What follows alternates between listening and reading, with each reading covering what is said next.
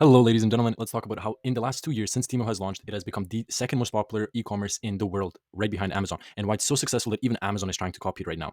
Even if you don't want to invest in PDD Holdings, which owns Temu, I think this video you're going to learn something new. I have nothing to sell you, so sit back and enjoy the show. Before I get into any stock, I'd like to talk about the industry first of all. So PDD Holdings is in the e-commerce industry. That is their main thing. That is their only thing. It's not like Amazon where they have cloud computing, all this other stuff going on. They're hardcore on e-commerce. So e-commerce is growing at an 11% CAGR, which is pretty impressive. You see right here that the US is growing their e-commerce at a CAGR of 10%, when China is growing at a 12.6%, which is very common in a lot of other industry. China is growing much faster.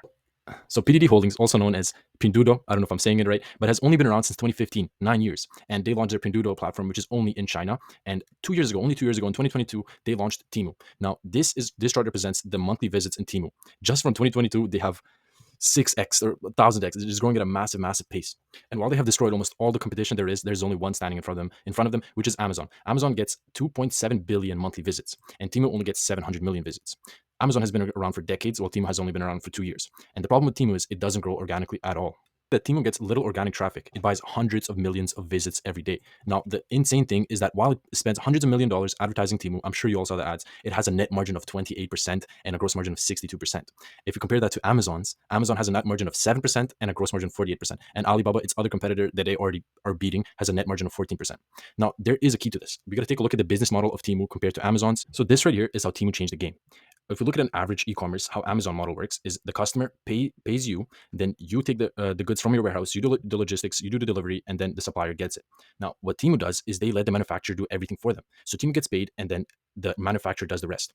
The difference here, right, is if you look at Amazon's model, Alibaba and Amazon support dropshipping. If you haven't heard of dropshipping or FBA, let's take a look at FBA. So how it works: if you want to sell your product on Amazon, you need to send your product to Amazon, and not just one or two. You need a minimum supply of, I believe, 500 to 1,000 products that they charge you for keeping in their warehouse, and then when you get a sale, they charge you for delivering it to them.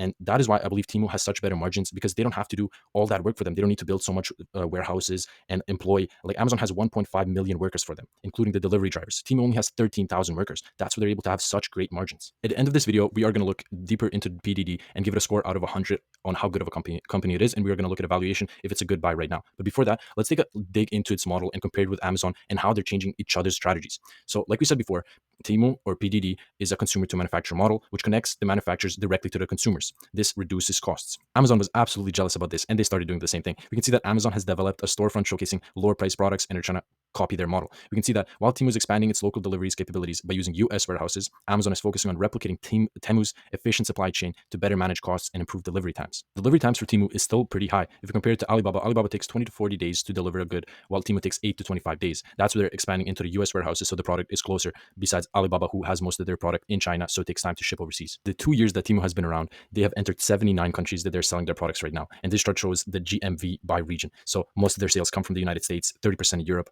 And there's a bunch of shady stuff. If you watch that video on Financial Times, they will talk about how there's very little resources that you can find on Temu. You can't find their guidance. You can't find how much revenue exactly is coming from Temu versus their other platform, and a bunch of stuff.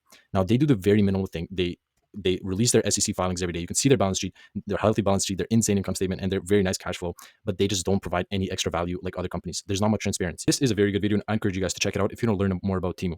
But let's cut the video short and let's get into the valuations. So I made a little criteria on evaluating stocks, and I put in some of the key metrics that I look for in stocks on all together. And together, Temu or PDD Holdings got a 90 out of 100, which is 90% of this test. Insane. In the last year, they've grown the revenue at 89% over the last year. Their net margin is 28%, which is just unheard of. Those margins are better than tech companies. They've raised their cash. They've increased their cash 45% in the last year. They have over 2 times more assets than liabilities. They have 1.5 times more cash than they do total debt, total liabilities. And if you look at the short interest, out of only 4% of the float is betting short in the stocks. So everyone is scared to bet short in the stock. But the problem is the institutional holdings. That's where they got that 1-0. Institutions only hold 34% of the stock. And we also can't see the insider transactions because that's the mystery of this company. And I believe that's why institutions are scared to invest in this, because they don't know exactly what's going on behind the scenes. First, if we look at scalability, like we talked, the industry is growing very quickly, and Temu is just insane. They're putting so much money into marketing and just growing insanely. I can do a whole nother video on that.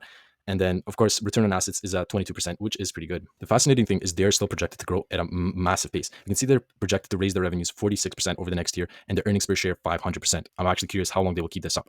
And if you take their price to earnings and then you divide it by the projected earnings per share, you get a PEG ratio, which is a price to earnings growth ratio. So it's projected a PEG below 1 is very good. And Amazon's is about 0.8%. All of the Mega 7s are around there, 0.8% or 1.